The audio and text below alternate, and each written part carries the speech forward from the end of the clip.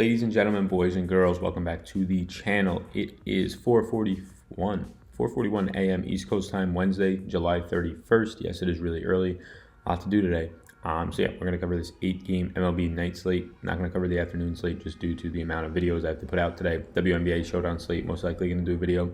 We also have the Showdown slate for the Hall of Fame game. Very excited to break that down. Football is back, right? 6 months without it. But yeah, it's 8-game MLB slate. Kind of interesting. Pitching is pretty disgusting, but we will get into it really on the low end. If you're new to the channel, welcome to the channel. My name is Sal Vetri. I cover daily fantasy sports in the NFL, NBA, MLB, like you're seeing right here, and WNBA. The NFL is officially back as of when I do this video today. I'm excited. If you're interested in joining my NFL DFS, NFL Daily Fantasy Sports course, it will be linked down below. There's a link to just put your email in. Once the course is finished, you'll get just a notification about it. So if you're interested in that, it's going to cover tons of things. It's going to have key stats for players and key stats per position for the NFL, including showing you how I build my key stats pages like this, how I get them to update automatically, how I get them to pretty much be 2 clicks and they're up for the day, and it's not a lot of work. I don't type these numbers in every day. It's all automated for the most part. I'll show you that for the NFL, how I'm doing it for each position. I'll show you my takes on ownership, my takes on contest selection for 2019, also just the basis levels of things for NFL ownership if you're interested in that. If you need the basic understanding, that's in there as well. If not, you can skip that little section. But yeah, it's going to be like, I don't know, by the time I'm done with it, 6 or 7 hours of videos for every single thing that I know that I'll be doing as transparent as possible. So you can do that. Sign up is free down below. Signing up, the signing up is free down below. And yeah, also there's other free guides down there that you can look into. There's my Patreon where I do a baseball article every day before lock. It comes out between an hour to 2 hours at the latest before lock. Yesterday was about an hour, but yeah, excited for that. WNBA projections are down below. So welcome if you are new here and just getting y'all familiar. Sorry if you're not. But yeah, other than that, let's get started. If you can hit the like button, if you hit the subscribe button, that helps me out the most. We are approaching 6,000 subscribers, and God, I cannot wait for the NFL season to come. Okay, let's get into the video. Yeah, so pitching, like I said, is pretty disgusting on the slate. Look, the top end is great. You have Jacob deGrom, you have Berrios, Giolito, Mike Minor, all at 9,900 or above, and they're all quality pitchers, if not good pitchers, good to great pitchers, and they all have decent matchups. But after that, it becomes really shaky. So right now I have starred for 5 guys that I have interested on this slate. Again, and it's 4 in the morning. Maybe some of these probables are wrong, but I went through last night and then I went through today and changed everything. So it should be okay. So the 5 guys I have interest in, I'm going to go through them. The pitchers and stacks, maybe I'll highlight, or the stacks, maybe I'll highlight, but that's going to be something for the video. These favorable one-off spots that we keep putting into the Patreon articles, I put like 15 guys who are favorable one-off spots. If you need a 5-man stack with 3 guys that you want to just go with one-offs like I usually do, powerful guys, it's crazy how often that they're hitting, like home runs and doubles and triples. It's nuts. I'm getting lucky over the last 3 days. I'm going to be honest with you. My luck's going to run out soon, but take it while you can, I guess. Yeah, $11,800 Jacob deGrom is my main target most likely today. He is just too good. He is by far the best pitcher on the slate in my opinion. Now he gets his White Sox team that is just giving it up to fantasy pitchers in terms of the amount of points. Over a 25% strikeout rate versus right-handed pitching since June 1st. If you compare that to this slate, that's the 3rd worst on this slate, and you have teams like Miami on the slate and Texas who are 2 of the 3 worst teams in the league. So they're the 4th worst team in the league, Chicago, when you put Detroit into that category as well. In terms of swings and misses against right-handed pitching, and overall 25.3% K rate on the year, and they generate absolutely no power against righties. They have the 2nd lowest ISO on the slate, only to Miami, and it's barely. Miami is a 140 ISO, and the White Sox are a 141 ISO. When you look across the board, he has a 30.8% strikeout rate overall. He's giving up no power to lefties, barely any power to righties. He doesn't really have to worry about any of the lefties. He strikes out 28.5% of lefties, 33.1% of righties. That's important because that's almost a 5% difference. The only true lefty he should face in this lineup today is John Jay. John Jay is an absolute bum. No home runs. I guess he has a 300 average, so maybe he's not a bum, but in terms of fantasy, he has no home runs and he can't elevate the ball. So I'm not worried about him doing any damage. deGrom gives up no power to lefties, but the main point there is that he'll face only 1 true lefty and then 8 either pitchers or 8 righties for the most part, because he gives up more power to them. I doubt they're going to bat from the left-hand side of the plate. And if that's the case, he strikes out 33.1% of righties. So his strikeout stuff is just elevated today for what I would project from this White Sox lineup to be a lot of righty-heavy bats. Yeah, he's a 162 favorite. He averages over 6 innings pitched per start, one of only 3 pitchers on the slate. I don't have to tell you that Jacob DeGrom is really good. Second lowest ISO on the slate, and the lowest ISO if you don't count Jose Urquidy and his only 3 starts or 4 or 5 starts, whatever it is. $11,800 Jacob DeGrom is probably the best play on the slate, and he's probably $500 too cheap. So yeah, Jacob DeGrom is one of my 5 interests right now. The next guy is the next guy after him, Jose Berrios, for $1,100 cheaper against Miami. Miami strikes out the second most times in the league against any right-handed pitcher. The best thing that you're going to get out of Jose Berrios is the fact that he goes deep into the games. 6.39 innings pitched per start is only behind Mike Minor on the slate for how deep he goes into the games. That's really, really good. That's on an average start. So what you expect out of Berrios today, since he's an efficient pitcher, huge favorite, minus 180 favorite, is for him to go 7 innings. If his average is 6.39, you would imagine 7 innings out of Berrios today. His ERA of a 2.94, don't look at that number. His 4.34 Sierra shows that he's getting extremely lucky. One of the luckiest pitchers on the slate, outside of Zach Plesac. Berrios is the guy who's getting the most lucky. So keep that in mind, because that's due for regression. Is it due today for regression? I'm not sure. Berrios does give up no power to lefties, barely any power to righties. A 147 ISO to righties is pretty much below average for this slate. And then when you go across the board and you look at Miami since June 1st, like we said, they strike out a ton, 25.9% of the time, and their ISO is the worst on the slate. This being said, Jose Berrios, you're paying $10,700 for a guy who has a 21.8% strikeout rate, but it gets worse because he's going to face at least 8 righties today, depending on if Curtis Granderson's in the lineup or not, potentially a full roster of 9 righties, and instead of having a 21.8% overall K rate, it's really going to be closer to his 20.6 K rate against righties, so he loses over 1%, which just doesn't sound like a lot, but it's a difference between a strikeout or not, which is a difference between 2 fantasy points or not, which at that point is a lot when you're $10,700. So Berrios is a guy who I have outside interest in. I list 5 guys here. He's probably the one that I get to, if I had to say, the least, even if I pick a 6th for you, because there's another guy in my mind, but he's probably the one I get to the least today, just due to the fact that, yeah, he's facing a team that strikes out a lot, so that should prop up his strikeout rate. But a 20.6% strikeout rate, that's not great against righties, which is all he'll be facing today, compared to a guy who's $1,100 more expensive than him, that has a 13% higher rate against righties, and he'll be facing also a righty-heavy lineup. You have a guy right below him in Lucas Giolito for $400 less. Tougher matchup, tougher opponent by far, the Mets compared to Miami. Giolito has higher strikeout stuff. A lot of these guys do. So Berrios is definitely interesting to me due to the matchup primarily, but I do worry about the strikeout stuff. The fact that he goes deep into the games and he's very efficient, he can get to 8 innings today, kind of like that, kind of counteracts that a little bit, but it all depends. So I do prefer Jacob DeGrom over Berrios, which leads me to believe that I won't get to much Berrios today. I'm not going to be pairing Jacob DeGrom and Berrios.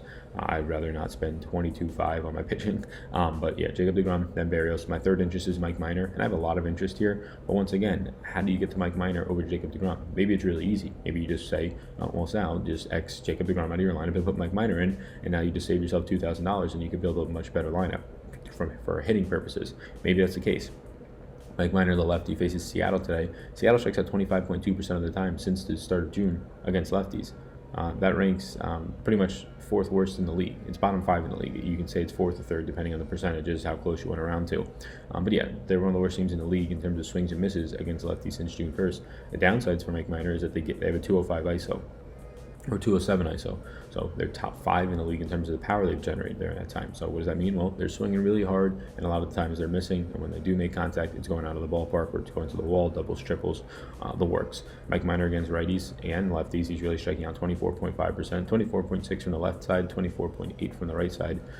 So that's pretty good. And he's limiting damage in terms of doubles, triples, and home runs to both sides of the plate. Does get popped for home runs occasionally at 1.27, but most of the times those will be limited to doubles and triples, mainly doubles. Minor does walk 8.4% of batters. So what you're getting out of Mike Minor is a guy who is by far cheaper, $800 cheaper than Berrios, with I would say more upside than Berrios in general, but maybe not in this matchup. And then he's $2,000 cheaper than DeGrom, and I'd much rather have DeGrom, to be honest with you. Minor at $9,900. I like the strikeout upside matchup. He is a strikeout pitcher facing a team that does struggle at making contact against lefties. The downsides are that this team also does have a lot of pop in their bats, and he doesn't limit the home runs as much as I would like. He's not like DeGrom with a .98 home runs per 9. He's not Berrios with a 1.07 home runs per 9. He's giving up 1.27 home runs per nine, which doesn't sound like it's a big bump, but it is. That's once again, the difference between a home run and not in a start. So potentially. So Minor is of interest to me today. I think the biggest benefit that we didn't talk about, he is a strikeout pitcher, unlike Berrios, or at least he has a good strikeout stuff. I won't say great, good strikeout stuff, unlike Berrios, who has none at his 20.6% K rate against righties compared to Minor's 24.8%. But Minor goes the deepest into the games out of anybody on this slate at 6.43 innings pitched per start.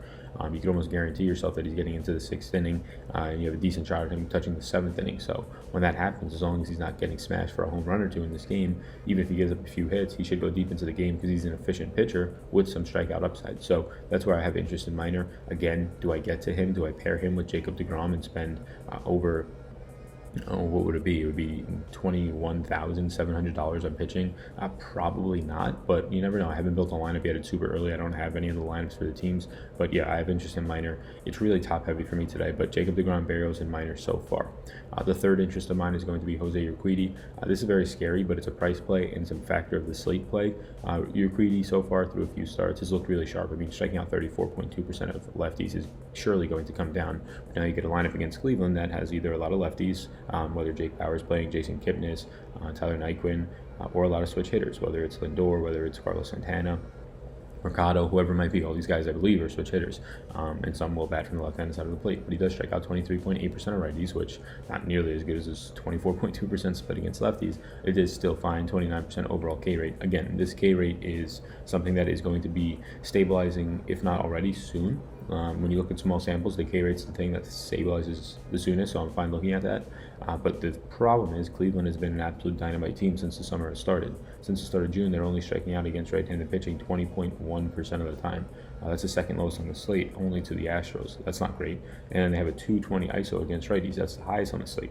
This Cleveland team, since the start of June, on this slate, this 8-game slate with 16 teams, is the best power-hitting team and the second lowest strikeout team. Now you have Jose Urquidy, who's limiting power. He's not giving up walks. He's getting a 49.5% ground ball rate, which is the third best on the slate, which is fantastic. A 30.2% fly ball rate, which is, again, the third best on the slate, which is fantastic. So he's just not even letting the ball go in the air. He's either striking you out or you're hitting a ground ball. The problem is that when you face a team that doesn't strike out at all and they make contact, your upside kind of disappears. He's a guy who has shown an ability to work into the games over the last 2 starts. $7,000 is the main reason I'm putting him in here. And yes, his matchup is brutal.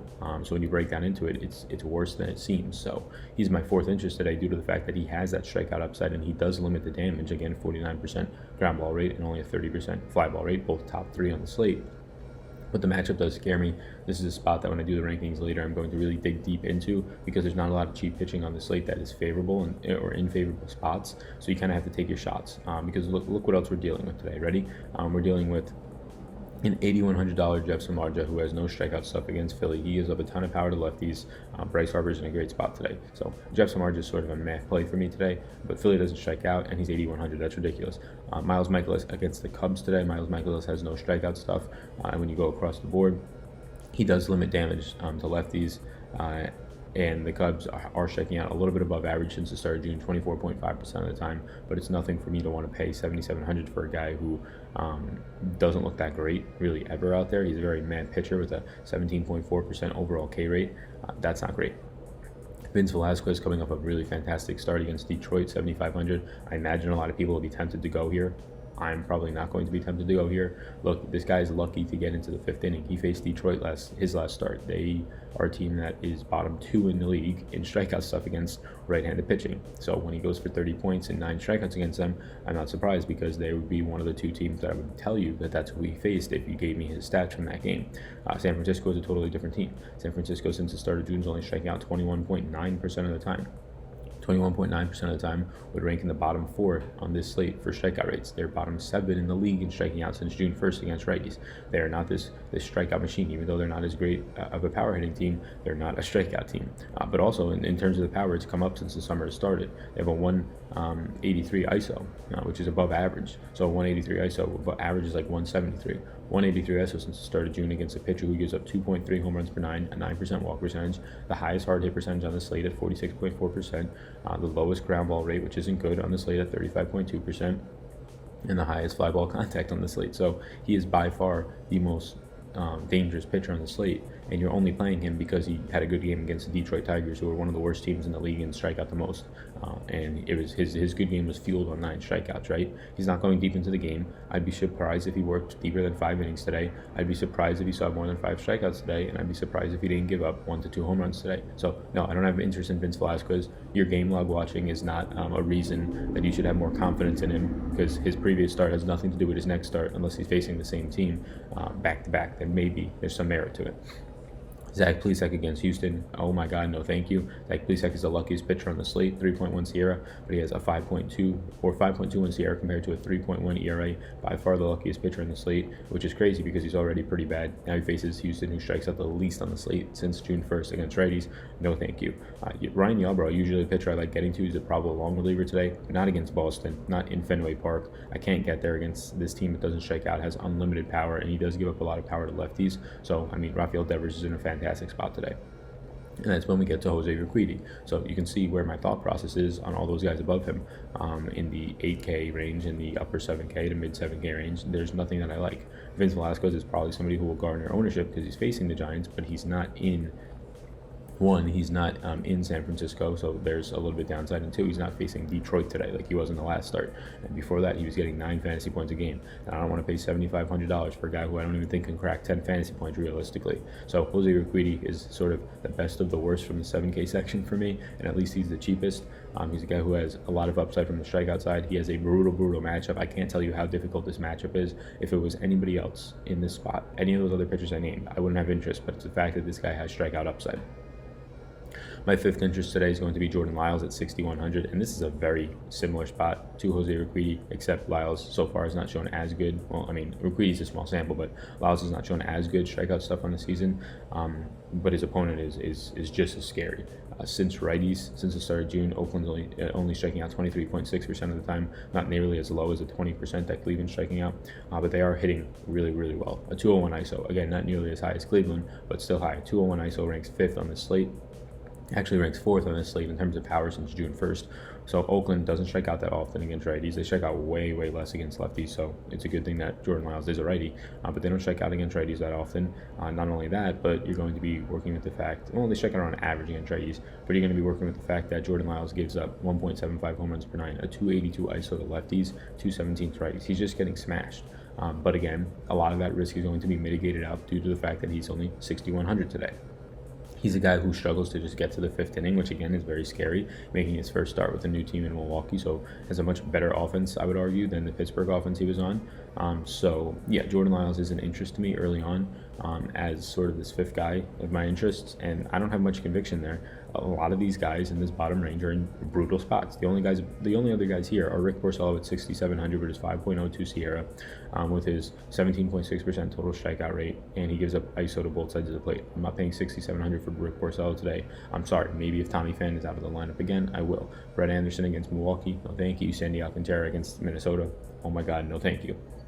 So if you said, Sal, we need more guys, I could probably recommend Wade LeBlanc, 6,400, but I wouldn't want to go there. The only reason why is because Texas does strike out the most in the slate, the most in the league against any handedness, against the but mainly against lefties at 27.5% of the time they strike out. Wade LeBlanc is a lefty. He'll come in the second, be eligible for the win. But there are also downsides. Against left-handed pitching, they do have a 192 ISO, which is above average on the slate. Wade LeBlanc does give up 1.85 home runs per 9, the second highest on the slate, only to Vince Velasquez. He does give up ISO to both sides of the plate. He only strikes out 14.3% of righties. So he's great against lefties, 29.5% of the time, not striking out any righties. So I would recommend that if you said, who's your 6th guy, it'd be LeBlanc, just because to give more cheaper options, but I wouldn't like getting there. Another guy in the top end that I'm interested in, but probably not going to be getting to today,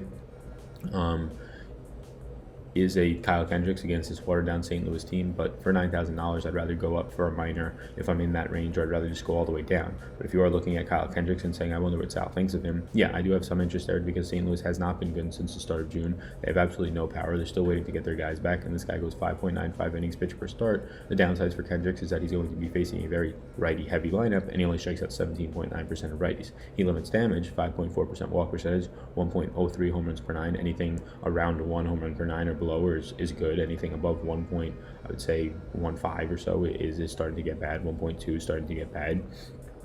So yeah, he's a guy who just doesn't have upside in his matchup, I would say. That's why I didn't really list him as one of my interests. Same with Way LeBlanc, does not have that much upside in general as a pitcher, but has upside in his matchup. So that's why I kind of give him the nod. So yeah, right now it's DeGrom, Berrios, Minor, and then jump down Jose Urquidy, Jordan Lyles, and if you wanted me to give you a sixth, it'd be LeBlanc, but I'm not convicted at all. I'm not convicted at all for any pitcher below $9,000.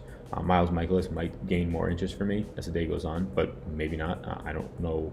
I don't like the matchup. Vince Velasquez, I have no interest in. He would be a fade of mine today. I hope people guard their ownership around him because I'll just stack up the Giants. And then, yeah, no other interest for the guys below that. So hopefully this video helps. You can follow me on Twitter for updates at SalVetcherDFS. Once again, go down below if you're still watching. Sign up for that DFS course. It's totally free to sign up. And you'll just get notifications. No spam. Don't worry about it. I control all that. You're not going to get no spam. And then, yeah, if you hit the subscribe button, that helps me out a ton. Again, at Twitter, at SalVetcherDFS. There's some free things down below as well. So thank you guys so much. Peace out, gang.